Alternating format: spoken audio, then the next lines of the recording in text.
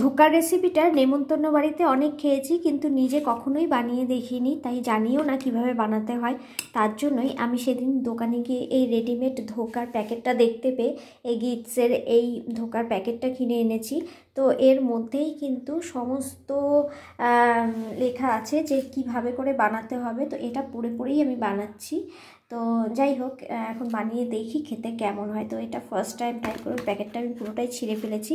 First time এই ধোকার গিটসের এই ধোকাটা ট্রাই করব, দেখি কেমন হয়। সবার প্রথমেই আমি একটা টমেটোকে একটু পুড়িয়ে নিয়েছিলাম, যাতে ও স্কিনটা খুব সহজেই তুলে নেওয়া যায়। তবে এটা অপশনাল, তোমরা চাইলে নাও করতে পারো।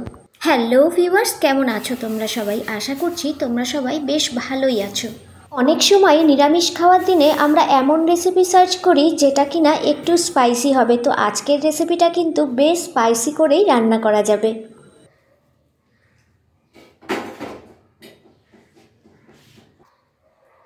তারপর ধোকার প্যাকেটটাকে খুলে পাউডারটাকে জল দিয়ে গুলিয়ে নেব।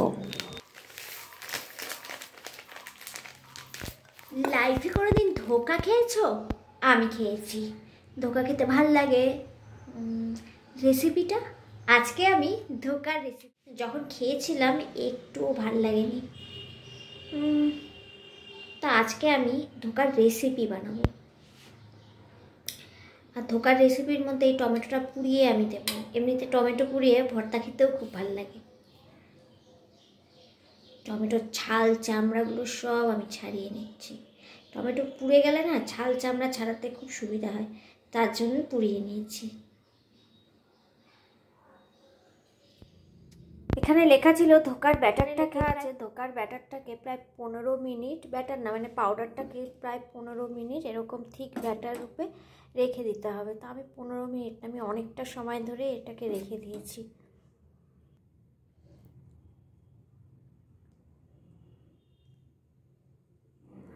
তারপর তেলের মধ্যে 1 টেবিল চামচ তেলের মধ্যে মিশ্রণটাকে দিয়ে এটাকে কষিয়ে নিতে হবে।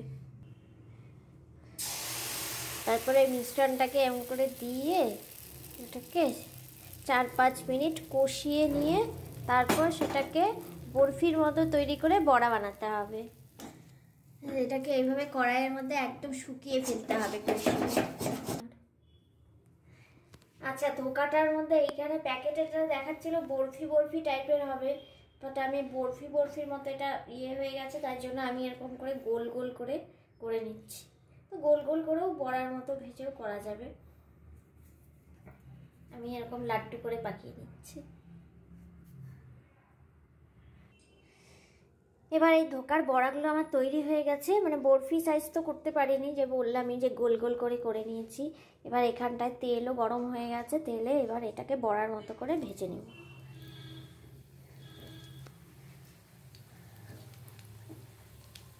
ফার্স্ট টাইম আমি ধোকা বানাচ্ছি লাইফে। ধোকা খেয়েছি অনেক, বানাচ্ছি ফার্স্ট টাইম।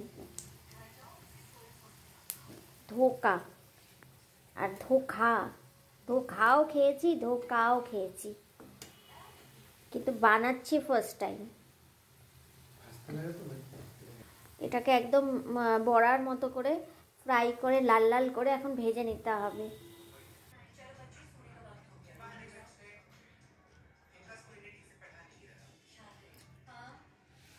শুধু বড়াগুলোও খেতে বেশ ভালো লাগছে।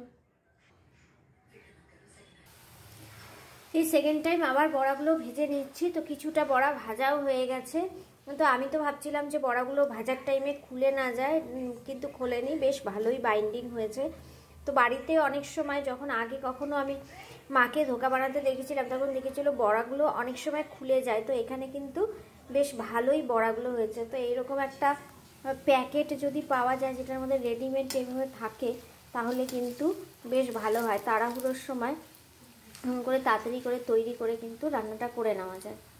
ব্যাস, সবকটা বড়াই তৈরি হয়ে গেছে এবং কড়াইতে তেল, ভাজার তেলটাই রয়েছে, তাই একটুখানি আরেকটু তেল দিয়ে দেব। এবার শুকনো লঙ্কা, তেজপাতা আর জিরে দিয়ে দিচ্ছি। নর্মাল যেমন ওই পেঁয়াজটাকে আমি আগেই করে রেখেছিলাম গ্রেট করে, তো সেইটাও দিয়ে দেব।